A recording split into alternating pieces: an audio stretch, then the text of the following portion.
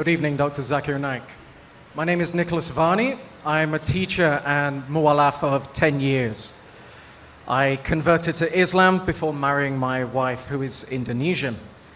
But I still struggle to follow the tenets of Islam. So my question is actually a response to the Bapak earlier. How can I, as a mu'alaf, and not a particularly good one, be a better imam for my wife and my two daughters? The brother said he is a mu'allaf. The people of Indonesia and Malaysia will understand the meaning of mu'allaf. Mu'allaf means a revert. He was a non-Muslim, became a Muslim, means a convert. So in English, people don't know the meaning of mu'allaf, but in Indonesia they know. And this is being televised everywhere. So the brother is a revert, mashallah. He accepted Islam more than 10 years back.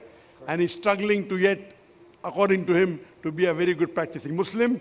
He says, how can he be a better husband to the wife? And the second part is? A better father, in particular, to my two daughters. And how can he be a better father to the two daughters? The best solution, whether it can be, is that you read the Quran in the language you understand the best. If you don't understand Arabic, read the English translation of the Quran and you implement on it. I've given a talk on women's rights in Islam. In that, there is one section called as social rights, and one section is wife. What are her duties?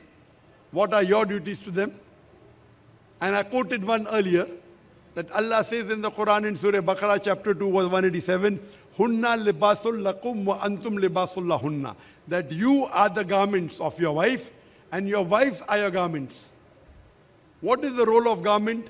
Is to beautify one another, is to support one another, is to protect one another. In Islam, man and woman are equal. But equality doesn't mean identicality.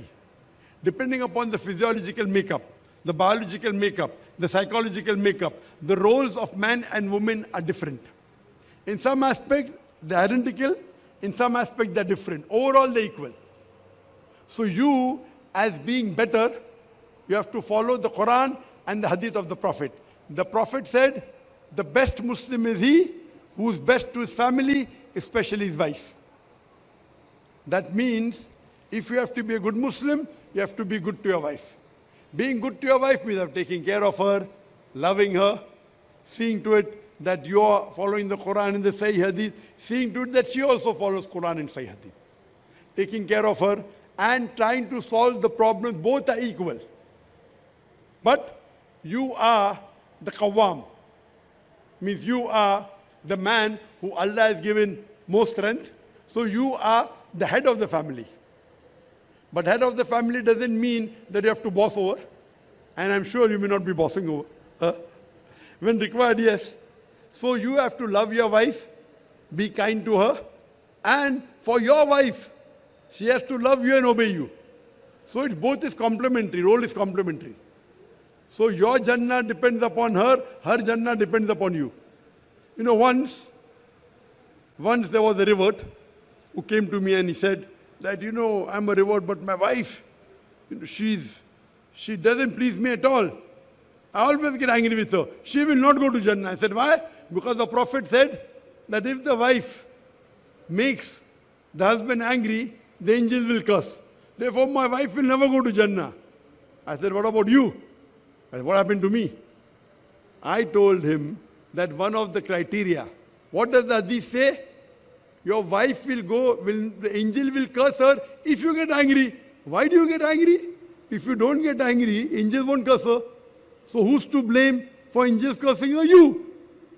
And Allah says in Surah Al-Asr, chapter number 103, verse number 1 to 3, Wal Asr, Innal insana lafi khusr, illa alladhina amanu, wa amilu salihati, wa tawasaw bil haqq wa tawasaw bis sabr. By the token of time, man is very in a state of loss, except those who have faith, those who have righteous deed, those who exhort people to truth, those who exhort people to patience and perseverance. So if you want to go to Jannah, you have to be patient.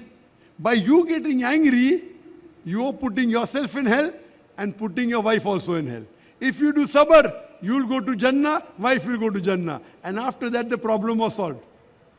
First he was thinking, I'm macho, I'm man, you know. So my wife will. After I explained to him the hadith of the Prophet and the Quranic verse, MashaAllah, the problem was solved. Both are very happy. And inshallah, your wife also will be very happy with you. I don't know the personal problems, but I pray to Allah that you read the Quran, you read the hadith, and there are various, and you listen to my talk, Women's Rights in Islam. Coming to your daughters. In that talk of mine, there is also a section called as daughter. It's your duty that you have to educate your daughters. Number one, educate about the deen, then even about the world. Deen is first. Love them, care for them. And the Prophet said, if any Muslim, if any parent upbrings two daughters with love and affection till they mature, you will go to Jannah. You will be like this to the Prophet on the Day of Judgment. So if you take care of your two daughters, even I have got two daughters, so they are my pathway to Jannah.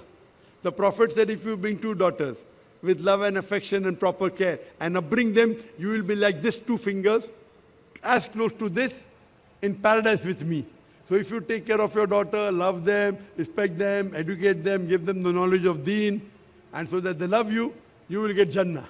So you get Jannah through your wife, through your daughters. Your wife gets through you, your daughter gets through you. Everything is complementary. Hope that answers the question.